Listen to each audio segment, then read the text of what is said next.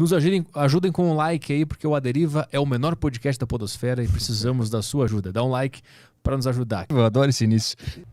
Tu falou que o teu primeiro contato com esse mundo do espiritual foi o budismo, né? Mas o budismo tem vários tipos de budismo, ou qual que é o que tu segue? É o original no sentido de ser o primeiro? Não, cara, assim, tem vários. Você tem o budismo Theravada, que é o budismo mais tradicional, mais raiz, e até eu não me identifico tanto com as práticas, porque eles são muito ortodoxos. Você tem o budismo Mahayana, que já é um budismo mais adequado aos tempos modernos, mais abertos. E aí dentro desse você tem várias outras variações. Você tem o budismo tibetano, você tem o Zen budismo, que é o da monja Koen, por exemplo. E dentro dessas linhagens você tem outras ramificações. Por exemplo, no budismo tibetano você tem a linhagem Nyingma, a linhagem Kagyu, linhagem dos Karmapas. Mas o budismo como um todo vai ter os preceitos fundamentais de Buda, que é as 4 nobres verdades, o nobre caminho óctuplo. Mas, meu irmão, eu vou ser sincero com você, nessa busca, assim, foram 10 tradições espirituais que eu passei ao longo da viagem: budismo, zoroastrismo, hinduísmo, jainismo, judaísmo, islamismo, muitos ismos. Se todas as tradições, se todas essas tradições tivessem que reduzir todos os dogmas, todos os conceitos, todos os ensinamentos a um único conceito, seria amor. Então eu não gosto tanto de ficar complexando. Tipo, hoje eu não me apego tanto aos ritos, eu me apego ao porquê que eles levam, qual o objetivo deles. E se você lembrar disso, Jesus falou isso no cristianismo, né? Ele falou, cara, dos 10 mandamentos, de todo o Velho Testamento, se você lembrar dos 2 primeiros mandamentos, que é amar a Deus sobre todas as coisas e amar ao teu irmão como a ti próprio, você pode esquecer todo o resto.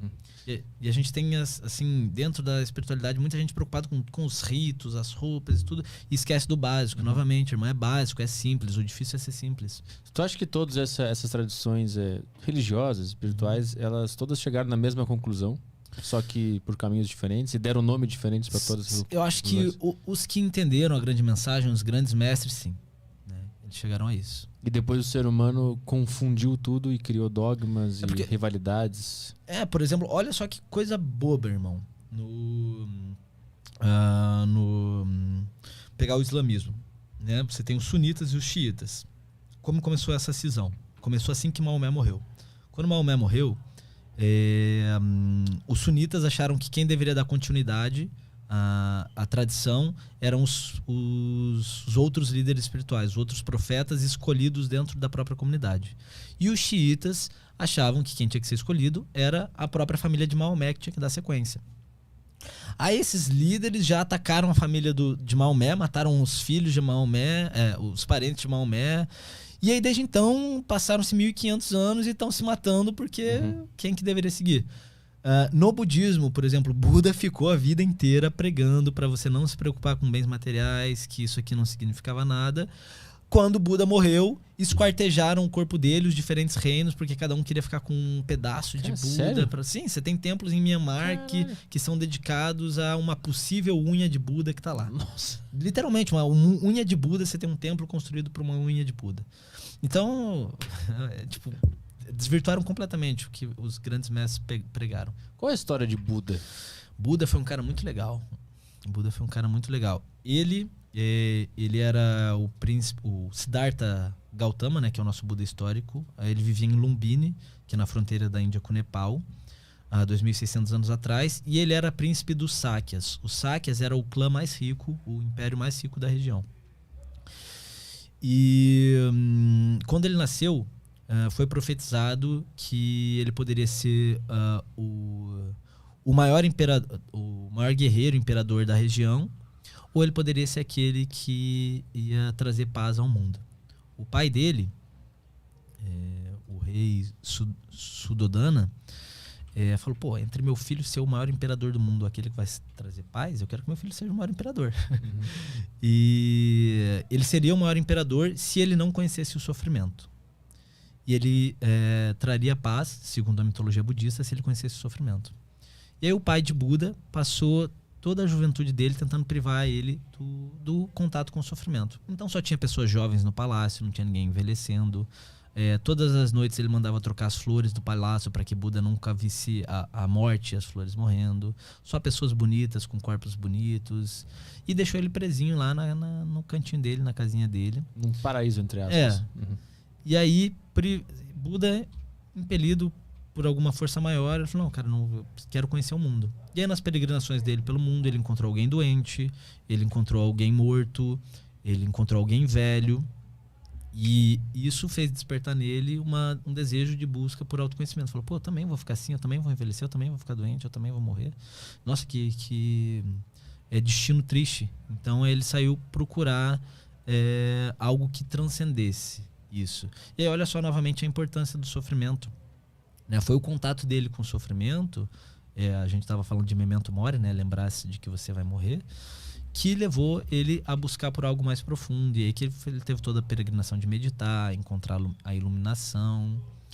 Então, você ter esse contato com a efemeridade, com a impermanência, você olhar para tudo aquilo que é efêmero, faz a gente buscar por aquilo que é transcendente. Tem um outro mestre que eu fiz retiro na viagem, ele diz que a morte é uma das grandes ideias de Deus. Porque quando a gente entra em contato com tudo aquilo que é impermanente, leva a gente a buscar por algo que não perece, né? Que permanece. Não tem uma história de Buda que ele viu um mendigo, alguém morando na rua, e aí ele fica tão espantado com aquilo que ele tenta ser também um morador de rua? Sim, foi na verdade, assim, ele não é um morador de rua, era um sadhu, lembra os retirantes espirituais da Índia. Então ele viu um cara que estava se privando, assim, de tudo que existia materialmente. E aí Buda foi se privar também de tudo. Ele deixou de comer, ele ficou só meditando, ele ficou magérrimo e quase morreu. Porque ele achou que se aquele cara estava tentando, ele também poderia tentar. E aí, no final dessa busca, ele entendeu que ele não precisava passar por aquilo. Ele descobriu o caminho do meio, que ele não precisava nem para um extremo e nem por outro. A gente vive aqui numa sociedade de extremos, né? A gente não precisa necessariamente ir de um extremo ao outro. E quando é que ele começa a ganhar notoriedade ou ser conhecido? Historicamente falando... já na época dele, Buda teve acho que 300 ou 400 discípulos.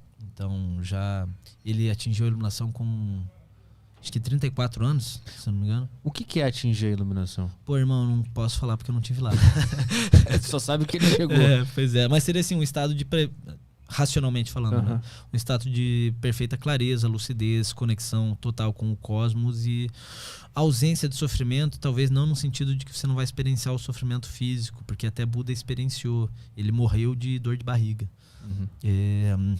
Mas de você estar conectado com algo superior. Mas eu não tô lá para falar. Lá na época, quando ele começou a tirar essas conclusões, ele começou a falar com as pessoas sobre isso e ele começou a ser conhecido por ser esse cara que entendeu algo sobre a vida? Na verdade, ele estava debaixo de uma árvore, estava pleno lá, de boaça, quando chegaram 4 pessoas, encontraram ele lá e começaram a perguntar, e ele começou a falar das coisas, e as pessoas começaram a escutar ele e chamar outras pessoas e outras pessoas. Caramba. Então, historicamente, foi assim. Isso aí, esse registro... ele é de verdade ou ele é um conto, uma ficção? Não, você tem registros históricos muito claros sobre Buda. Existiu o clã dos Sákyas, existiu os locais nos quais eles são indicados. E quando a gente fala em mito, realmente o mito ele traz muitas questões simbólicas, mas filosoficamente falando, o mito ele vai misturar elementos da realidade com o simbolismo. E eu não consigo dizer até onde isso é verdade ou não. Mas Buda deixou 84 mil ensinamentos que foram passados de mestre a discípulo. Uns 600 anos depois da morte dele, esses ensinamentos começaram a ser escritos. Então, os primeiros registros escritos que você tem do budismo são 600 anos depois da morte de Buda. Mas, assim, historicamente, a gente sabe que Jesus existiu, de fato existiu. Não tem nenhum historiador que negue a existência de Jesus. Assim como Sócrates, assim. Mas é muito realmente difícil. Você tem indícios, mas é muito difícil falar de fato o que aconteceu ou não. E para ter virado budismo, quando que isso aconteceu? Foi muito depois da morte dele? É porque quem ficou responsável por guardar a tradição budista foi o primo de Buda, que foi Ananda, que ele teria decorado os 84 mil ensinamentos. E foi sendo repassado de mestre a discípulo, mestre a discípulo. E Eu não sei em qual época se chegou e se instituiu a criação do budismo, né? O cristianismo também foi assim, né? Teve Jesus lá, passou para Pedro a missão e aí depois Roma entrou e fez o concílio lá, onde o imperador deu pitaco e muita coisa acabou sendo excluída. Então é meio complicado. Eu sei algumas coisas, mas eu acho que um historiador talvez saiba melhor.